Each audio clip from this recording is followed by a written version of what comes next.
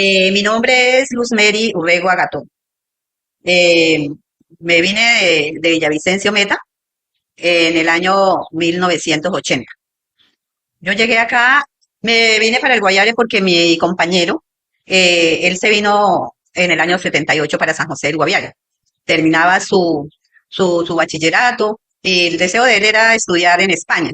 Él estaba muy entusiasmado para irse a estudiar a España, pero esperó como un año y no se pudo, no se dieron las cosas, entonces él no pudo irse a estudiar a España. Entonces él dijo, yo tampoco me hallo como empleado, quiero hacer una vida independiente. Y en esos momentos se decía, se escuchaba que aquí en el Guaviare era bueno para venir a trabajar. Eso ya fue en 1978, que él estaba. Entonces ya se había venido un tío de él para San José. Él se llamaba Evaristo Perdomo, él tenía un taller de arreglo de reparaciones y de motores fuera de borda. Ese almacén y taller era en San José del Guaviare. Entonces, como el tío estaba acá, entonces él se vino buscando al tío y a ver en qué lo podía apoyar. Y él quería, también se había oído decir que por acá había tierra, que todavía venía podía uno venirse a fundar por aquí, conseguir una tierrita para hacer una finquita y como mi esposo, mi compañero, él es hijo de campesinos también. Entonces ellos allá también trabajaban la tierra en Puerto López, que ellos son de Puerto López Meta. Y entonces él venía con esa costumbre de trabajar el campo, también conocía mucho de trabajo de campo. Y una vez estando acá en San José, se puso a trabajar con el tío, con don Evaristo, ayudándole ahí en el almacén y todo. Pero como ahí llegaba mucha gente de todas partes a que le arreglaran el motor, a que le hicieran trabajos o a que le vendieran productos también, entonces él conoció varias gente acá en Retorno. Entonces don Evaristo era muy amigo de Toño Borges, de don Antonio Borges acá y de muchos de aquí del Retorno, de don Ramón Pérez, tenía muchos clientes de acá del Retorno. Entonces él presentó a Armando, que es mi compañero, era mi compañero en ese tiempo, y pues se hizo muchos conocidos de acá. Entonces cuando ya don Evaristo tenía como una sociedad con don Antonio Borges. Entonces, Antonio Borges tenía el trabajadero, o él estaba empezando a hacer un fundito allá donde hoy día es La Paz. Ahí habían hecho un ranchito, habían escogido un sitio y ahí tenía Toño Borges. Eso era de Toño Borges, ahí inicialmente. Eh, ahí se llamaba La Paz. Entonces, cuando mi esposo se dio cuenta que, pues él le dijo a Evaristo que por favor que lo ubicara, que él quería venirse para acá, para el retorno, que a trabajar de cuenta de él y que a buscar una nueva vida, o sea, porque pues el sueño de él ya no estaba en sus planes de cumplirse, que era estudiar. Entonces se vino y así fue como comenzó él. Él empezó primero, 2 años antes que yo. En el año 1980, entonces yo trabajaba en Villavicencio. Yo trabajaba en almacenes. Trabajé como unos 6 años en almacenes, en el CIA, Super CIA, City, Navar, y bueno, en esos almacenes, más que todo en el Super CIA. Trabajé como 5 años administrando una segunda planta del almacén.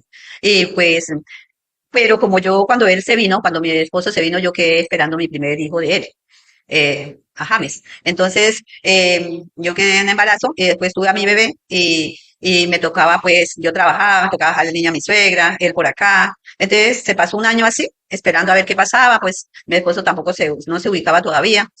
Ya hasta después de 2 años fue que él se vino acá para el retorno y entonces ya encontró allá en el Inírida, bajando aquí por el Caño Grande, en la margen derecha del río Iniria, encontró un sitio que estaba desocupado, porque allá en esa parte él conoció donde Toño Borges, que era ahí en La Paz, donde La Paz, y él más arriba subiendo, buscando por ahí, porque en sus sueños estaba hacerse a un pedazo de tierra, entonces encontró que una banqueta, que muy bonita, que un charcón, en el río, entonces que ahí iba a ser el puerto. Bueno, ya tenía como visto ese pedazo y así fue. Cuando ya nos vinimos, cuando yo ya llegué acá al retorno, ya tenía visto allá su sitio a donde íbamos a llegar.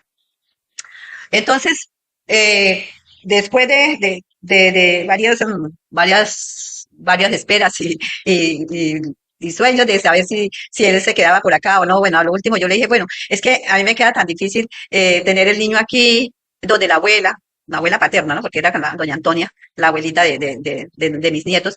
Entonces ella me lo cuidaba y yo trabajaba y él por acá y entonces pues era como un reguero de familia, ¿no?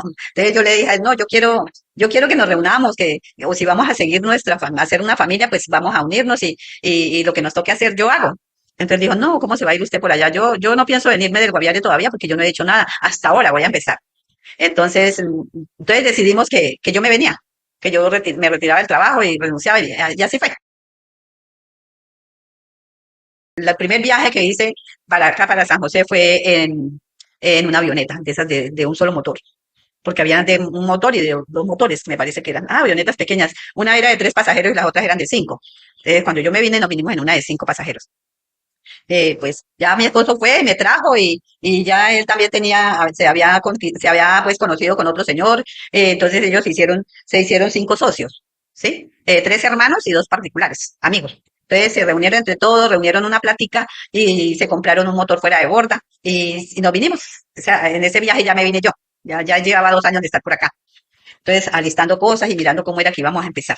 Y entonces, cuando yo ya me vine en ese primer viaje mío, que también fue mi primer viaje en avión, nunca había montado en avión, esas avionetas eran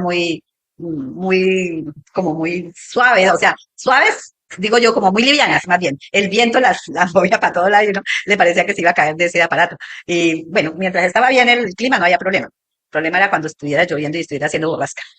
Bueno, en ese tiempo ya llegamos aquí a San José, ya llegamos a San José y ya mi esposo también tenía unos amigos, unos conocidos y eso era don Ramón, Ramón, mira que llamaba él, sí, don Ramón y doña Carmen.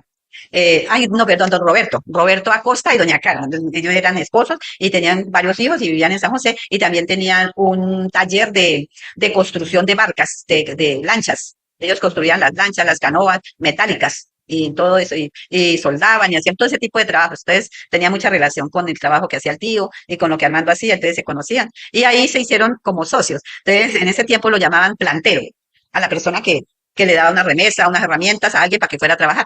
Y ese trabajo era ir. Y como en ese tiempo, no es para nadie un secreto que en ese tiempo, en el año 80, ya estaba la bonanza de la coca. Estaba empezando a sembrar la gente la coca porque ya habían traído la semilla, porque ya estaba por acá el cuento regado que eso era una planta que era casi como milagrosa. Porque en poquito tiempo, 45 días más o menos decían que se podía hacer, después de la planta haber crecido, y ya tener su tamaño de poderle raspar las primeras hojas, ya empezaba a producir cada 45 días. Entonces, era como una solución a las necesidades que la gente tenía en ese tiempo. Pues cuando ya se decidió que don Roberto supo que Armando se venía para acá para el retorno y que iba a hacer una finquita, que se consiguió una tierrita, que bueno, entonces él también lo ayudó, él lo planteó, como decían por acá en ese tiempo, le dio unas remesas, unas herramientas y nos vinimos para acá para el retorno. Y aquí llegamos donde la familia que nos recibió a nosotros, o a mí cuando yo llegué, fue don Ramón Pérez y la señora Carmen. Ellos fueron los que nos dieron hospedaje en su casa. Sí, allá guindábamos hamacas, sin chorro, o bueno, o nos alojaban en un sitio. Todas las casas eran pequeñas, eran de tabla cuando yo llegué acá al retorno. Lo que a mí me impresionó cuando llegué a San José del Guaviare fue que en ese tiempo, en esa época, había muchísima gente. O sea, todos los días eran como un domingo. O sea, mucha gente. O sea, había bastante gente y era como, no sé, era como y lo otro era una concurrencia de gente, todos unos para un lado, otros para otro, y todo el mundo tenía que hacer. Y ese puerto era llenísimo, puerto era porque la gente se movilizaba mucho, ¿no? En sus trabajos, en sus negocios, en sus cosas. Otra cosa que me causó mucha admiración o como que expectativa fue que había mucho gitano. Habían gitanos en San José. Y pues las señoras con esas faldas largas y se miraban pues muy bonitas y los señores con sus ruegos, con sus sillas y con sus cosas. Entonces pues ellos estaban aquí también como mercaderes, o sea, venían vendiendo sus cosas. Y las señoras siempre lo abordaban a uno y decían que ella le leía la mano, que le decía la suerte, que para dónde iba y todo, que cómo le iba a ir a uno. Entonces yo les tenía miedo, yo les tenía miedo, o sea, yo, ay, gracias, no, no, no, gracias, gracias. Y yo nunca, porque les tenía respeto y miedo, no sé por qué. Pues yo había oído decir que los gitanos, que ellos eran muy andariegos, que andaban por todas partes, pero pues no tenía como, no los había visto, no los había conocido. Bueno, eso fue como la impresión de la gente en el primer momento. Bueno, ya cuando ya estuvimos acá en el retorno que nos recibió don Ramón Pérez, su familia, sus hijos, ahí conocía a Ramón también, el hijo de don Ramón, a Aniceto, a, a Jorge, a todos los hijos de don Ramón, a las muchachas, a la señora Inés, que era la esposa de Toño Borges, que ella ya falleció también, y a Yasmín, a todas las niñas que en ese tiempo estaban todavía muy niñas, muy pequeñitas, eh, a Dago. Bueno, esa era como otra familia más. Nosotros llegamos y ellos nos adoptaron. Y ahí en la casa de ellos estuvimos hasta que nos fuimos para la finca. Allá hicimos la primera remesa, organizamos, nos tocó sacar una canoa prestada porque no teníamos, ya tenían el motor fuera de borda, pero no había canoa. Entonces nos tocó sacar una falca o una canoa en el de madera. Eso sí era una canoa grandísima de madera. Como teníamos el transporte que era la canoa, pues entonces llenamos esa canoa de remesa, de comida, de papa, de frijol, eso era por bultos que tocaba comprar porque pues, no podíamos decir que nos devolvíamos al mes o a los 2 meses, no, cuando se pudiera, porque empezando porque llevábamos una canoa prestada y nos tocaba devolverla y nos quedábamos sin canoa. Cuando nosotros llegamos allá, entonces ya mi esposo tenía visto que la banqueta donde iba a ser el rancho, donde iba a tumbar, entonces empezaron inicialmente nos quedamos, yo me quedé ahí en La Paz, donde don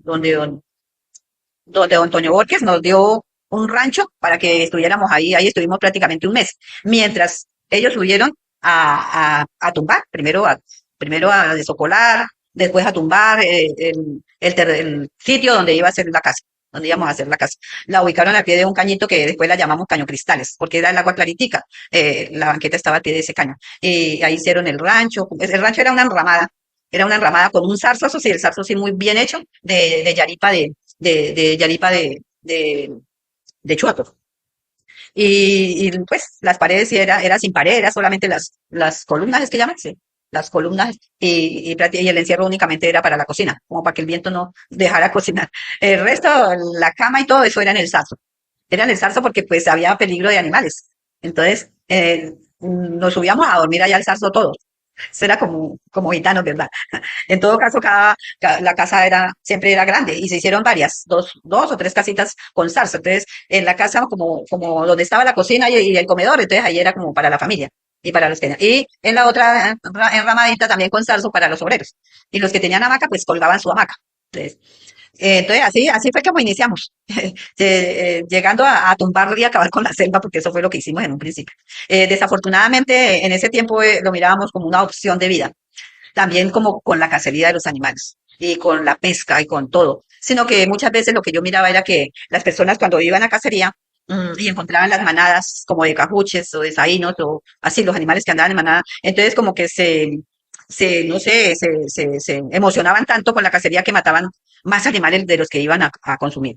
Entonces eso también fue algo mal hecho, o sea, no debimos de haberlo hecho. Hoy en día, ya yo, por ejemplo, en el caso mío, me da mucho nervio, me da como tristeza, me da angustia de que uno sea capaz de matar un animal, ¿sí? Porque pues hoy en día lo primero es que uno no tiene la necesidad ya de alimentarse directamente porque ese tiempo lo hacíamos porque era necesario hacerlo.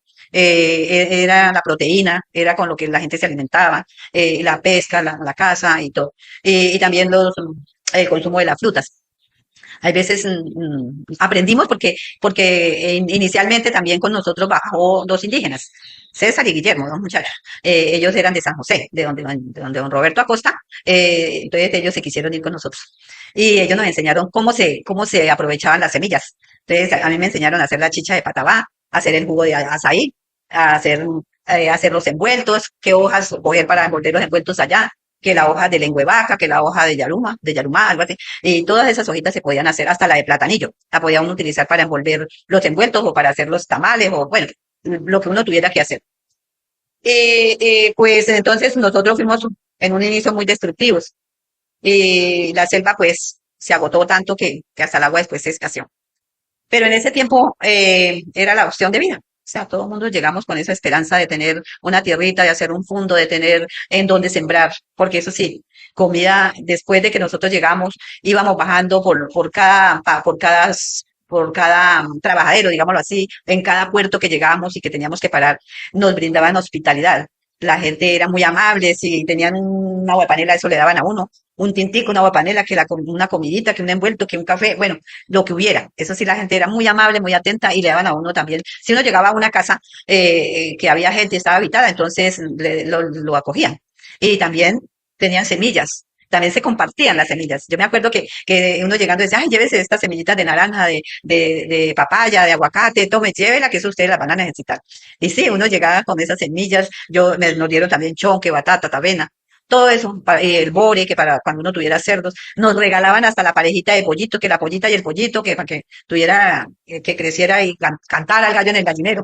Eso era muy bonito porque la gente era muy caritativa, muy hospitalaria.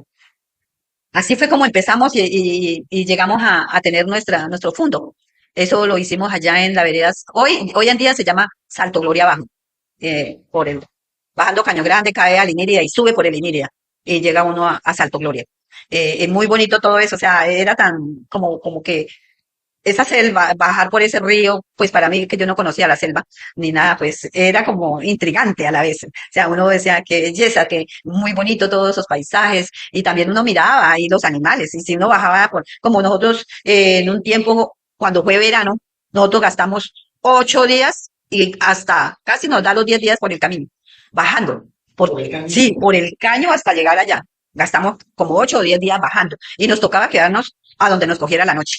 Hasta las 5 de la tarde podíamos andar en canoa, sí, porque de ahí para allá ya no se miraba. Lo uno no se miraba, el otro teníamos que llegar con tiempo al sitio donde nos íbamos a quedar para buscar leña, para guindar la hamaca, para ponerla así. Y si llegábamos a un sitio donde había casa, pues bueno, porque estaba más o menos ya visto el sitio, pero si no nos tocaba. Y una noche bajando, bueno, me acuerdo tanto que estábamos ubicando el sitio y estaba, ya nos había cogido, ya eran como las 6 y ya estaba oscuro, nos tocó con linterna y estábamos buscando los árboles para guindar las hamacas y poner el toldillo y encima del toldillo le ponía un plástico, para si llovía, pues que no nos mojáramos. Y entonces estábamos amarrando la hamaca, estábamos amarrando los guindos y la hamaca cuando fuimos a echarle mano al palo para eso y ahí estaba una serpiente iba bajando. O sea, la alumbramos y lo que nos dio, mostró que era una serpiente, pero en los ojos. O sea, y parecía que era una serpiente venenosa, brava, pero pues en ese momento ella se asustó y se fue rápido. Y pues nosotros pues tampoco la íbamos a seguir porque ella iba y no nos hizo nada, pues afortunadamente, pero así cosas como esas nos pasaban. Entonces, pero porque tocaba quedarse uno donde le cogiera la noche. Entonces ahí llegábamos, unos se iban a pescar, otros a coger la leña, otros a traer el agua, otros a hacer el fogón y nosotros las mujeres, que íbamos 3 mujeres, entonces nosotros a listar la comida. La comida que siempre hacía era arroz, la papa salada y si había carne, lo que si cogían carne o pescado, entonces pescado sudado o frito o como fuera, como uno lo pudiera hacer más rápido para poderlo llevar al otro día de jam y para comer esa noche. Bueno, eran comidas así como que no tuvieran tiempo, o sea, que no se dañaran tan rápido. Si era carne tocaba frita o asada, bien asada para que aguantara el otro día. Y así. Y pues uno se valía, ¿no? Uno se valía por sus propios medios y tenía que aprender si no sabía de las personas que ya estaban aquí que le decían a uno. Eso no se ponga usted que hacer sopa, que hacer caldo, que hacer no. Haga un arroz, cocine yuca, papa y carne si hay o pescado y ya. No se ponga con tanta cosa porque se les va a dañar, porque si usted prepara con guisos, con eso se dañan, no se aguanta. Y tocaba pues todo el día, viajar todo el día, llevar la comida ya desde el día desde la noche anterior tenía que pensar que iba a ser al otro día para madrugar y coger un camino. Y esa era como esa era como la costumbre. Cuando ya llegamos allá y todo, pues ya se empezó a sembrar, ya se sembraba. Pero mientras se sembraba, mientras se sembró lo que fue la comida. Lo primero que se hizo fue sembrar la comida y entre esos fue yuca, caña, plátano, frutales como naranja, aguacate, limón, chontaduro también, ya teníamos semilla de chontaduro. Eh, y más que todo era la comida, lo que se sembraba primero. Y eso sí hubo abundancia, gracias a Dios. Eso a lo último, cuando ya empezamos a recoger la producción de lo cultivado, como la yuca, eso había que ir 3 personas para arrancar una mata de yuca. Y era con palanca, no era así que uno la cortaba y la jala. No, esto era unas yucotas inmensas. Pues una mata alcanzaba a pesar hasta 3 arrobas de yuca. Una sola mata. Por eso habían que ir 3 personas y meterle unas palancas que hacían así, las metían en la tierra y empezaban todas a la vez a hacer ejercicio así, para que la mata fuera subiendo, la raíz fuera subiendo y no se dañara nada. Pero tocaba así entre 3 personas porque es que eso era grande y esa tierra producía, mejor dicho, uno aquí, el que aguanta hambre teniendo tierra, es porque es flojo. Es porque no le gusta trabajar o porque no sabe sembrar. Pero todo lo que uno siembre, todo se da, todo se da. Allá nosotros no aguantamos hambre, no. Tuvimos comida hasta para regalar, hasta para los pajaritos, hasta para todos los animales que quisieran comer. Eso había abundancia. Uno le daba era pesar que se perdiera la comida. Oye, todo el que pasara y se quedaba, entonces al otro día llévese un racimito de plátano, llévese una mata de yuca, llévese, no, lo que quisiera, lo que hubiera también, porque se compartía.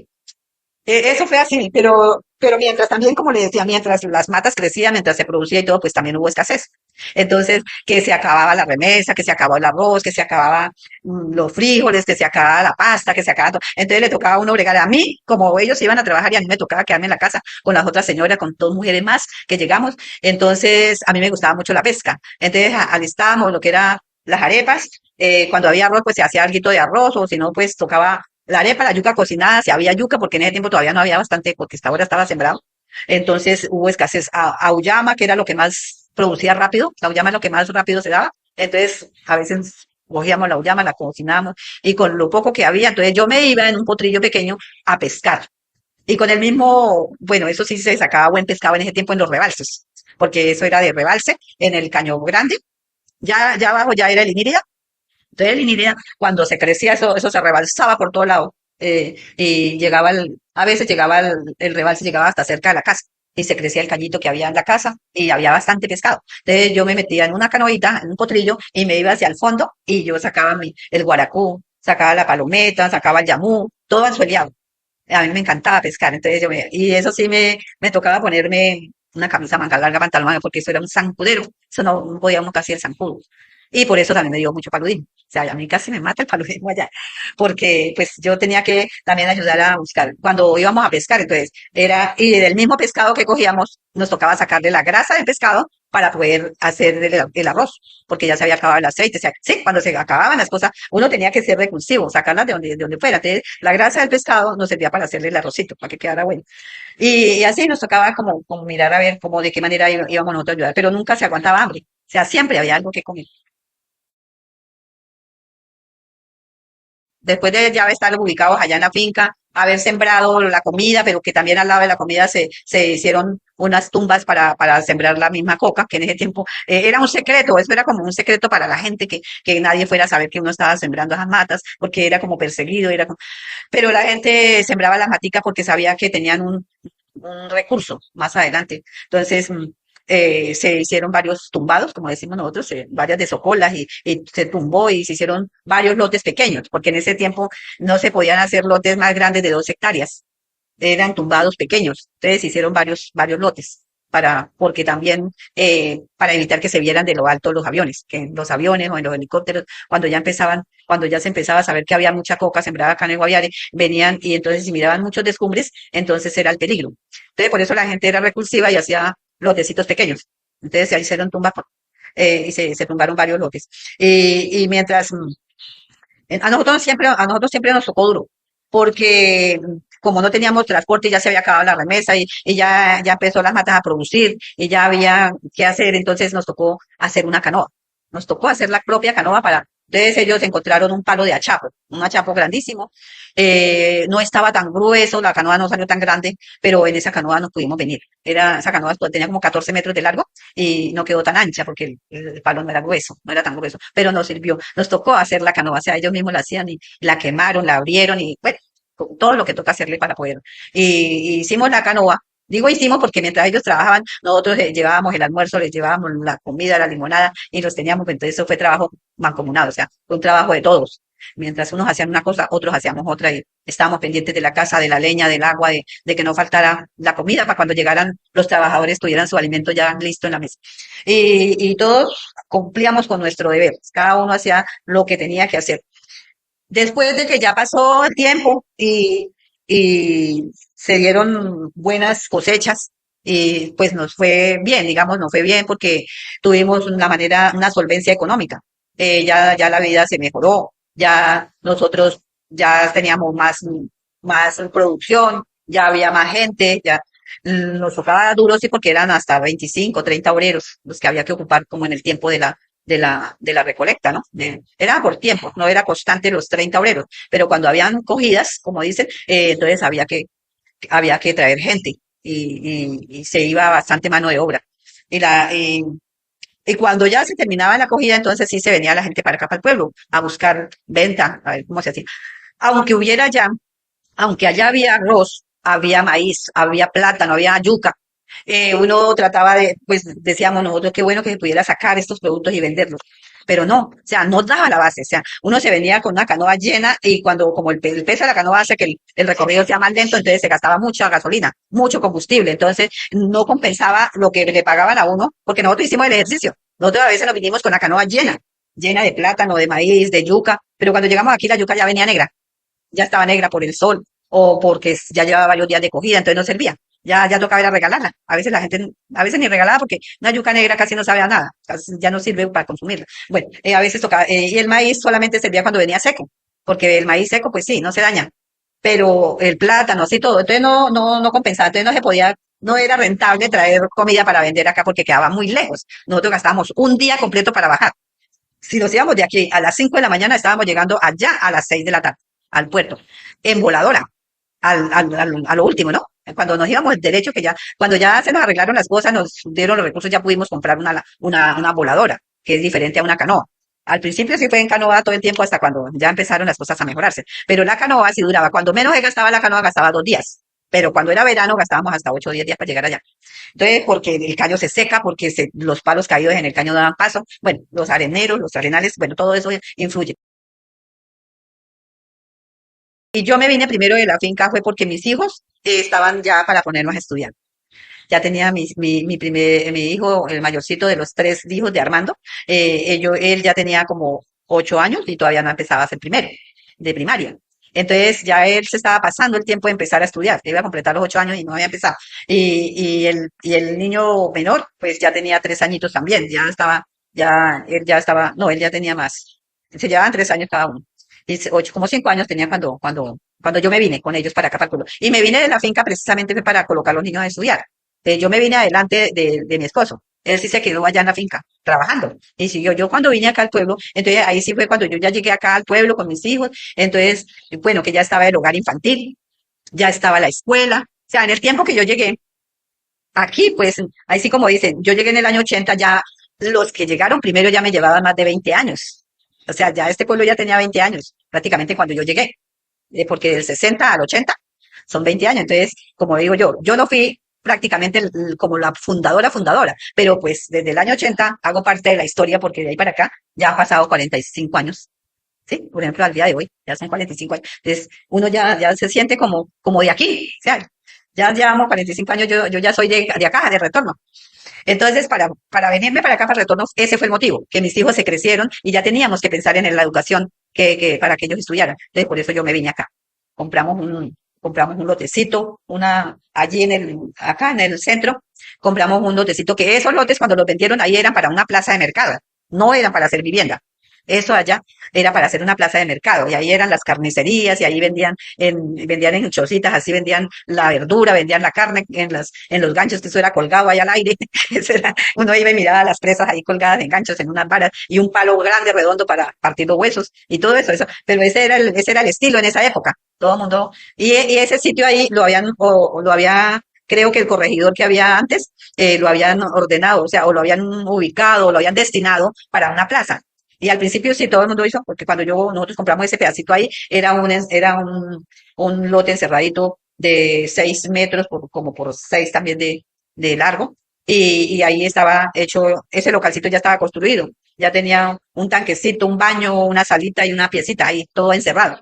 Eso era para una plaza, no era para vivienda. Entonces era para colocar una venta, o sea, que cada uno tuviera ahí un sitio donde llegar.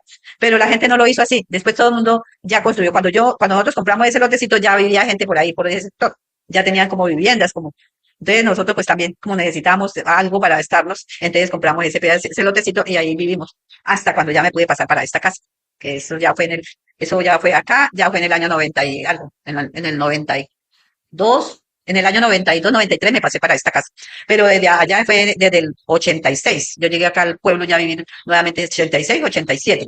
Llegué acá a empezar a vivir con mis hijos y a ponerlos a estudiar.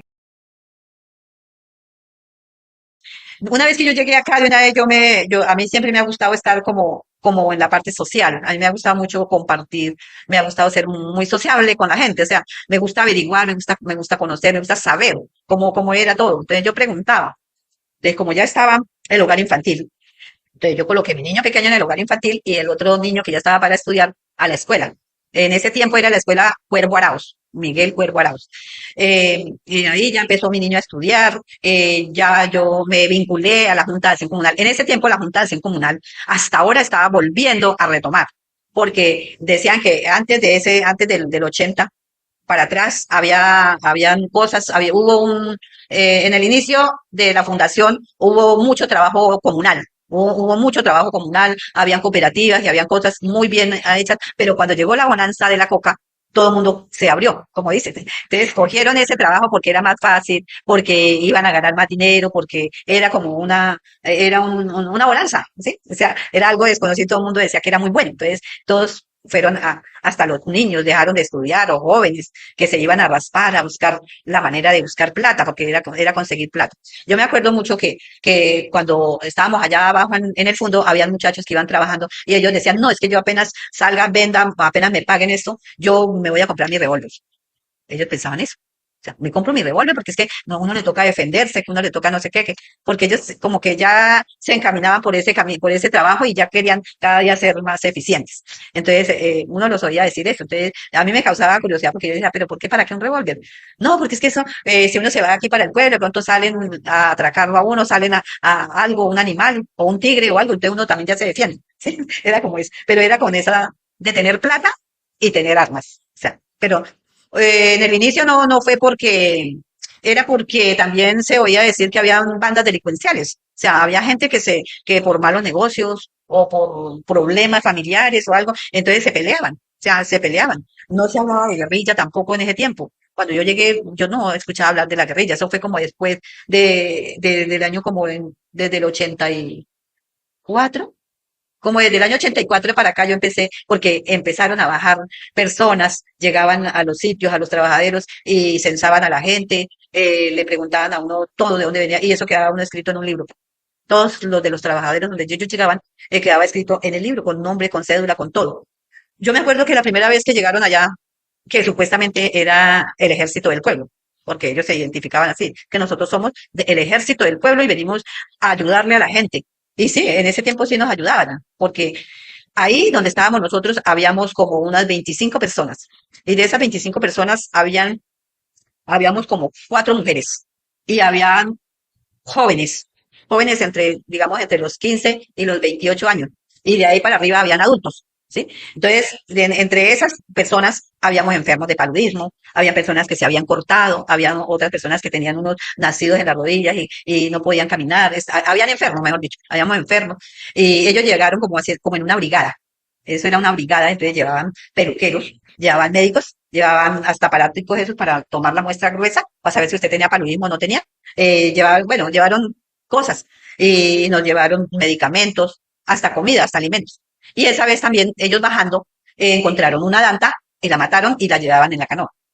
Cuando llegaron a la casa, entonces allá nos dijeron que necesitaban a los muchachos, a los de 18 hasta 20 años, 18 o 25, de 18 a 25 años, los necesitaban en el caño, en el puerto.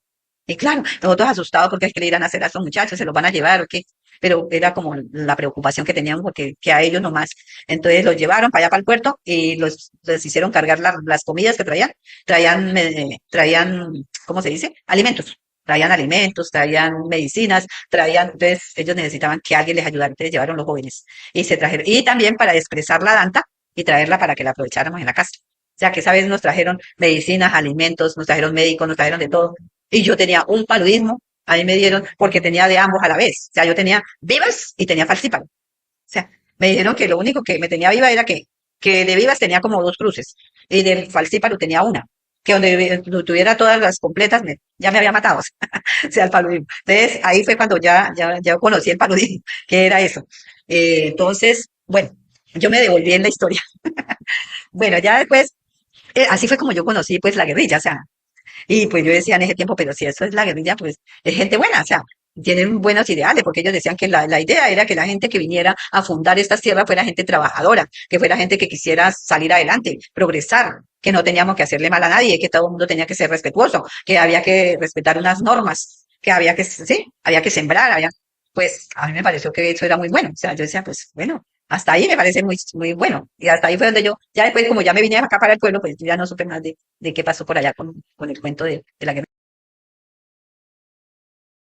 ya estando aquí en el pueblo y ya organizando uno aquí, porque las cosas aquí ya eran muy diferentes a las del campo, entonces ya tenía uno que empezar. Yo me vinculé a la Junta de Acción Comunal, me vinculé al hogar infantil, me vinculé a la Asociación de Padres de Familia, del colegio, de la escuela, porque era en la escuela.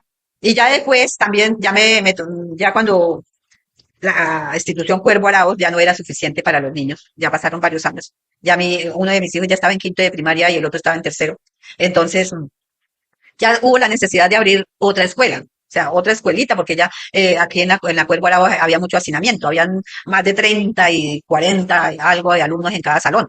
No cabían, y la escuela ya tenía muchas averiaciones en la pared, estaba peligrosa, entonces se necesitaba. Entonces, en ese tiempo se hizo, ubicaron ese terreno allá donde ahorita funciona la escuela Arnulfo Briceño Contreras.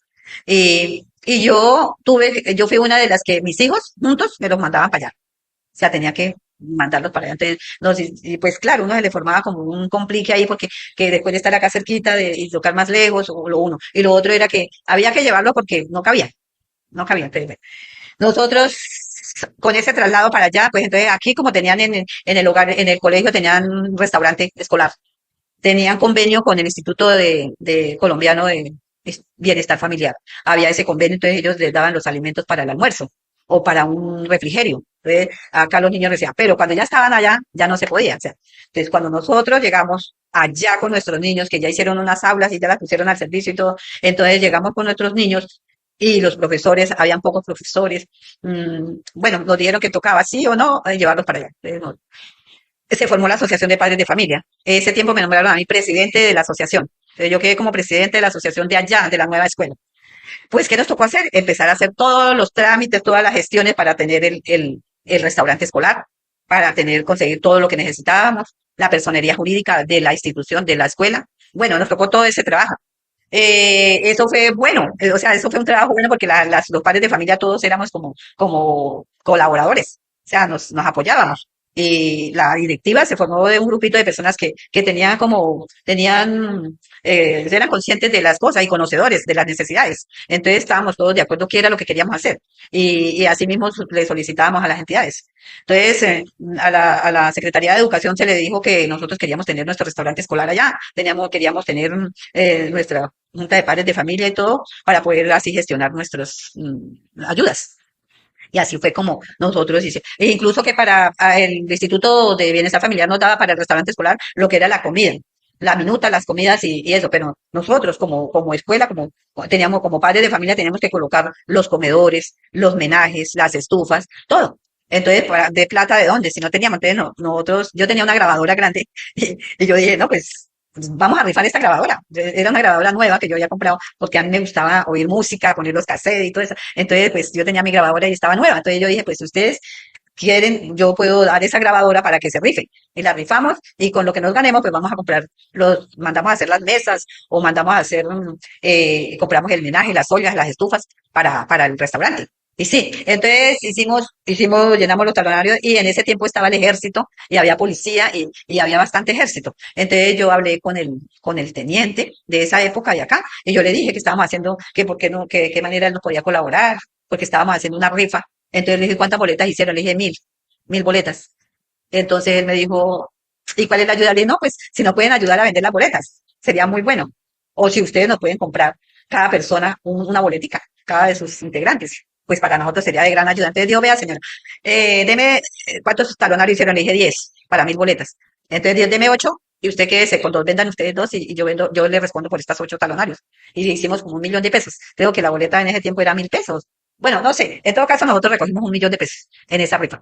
Y con eso compramos el menaje, mandamos a hacer mesas y casi que nos sobra plata. Y así fue como empezamos allá en la Nufo. Eso fue como ese trabajo.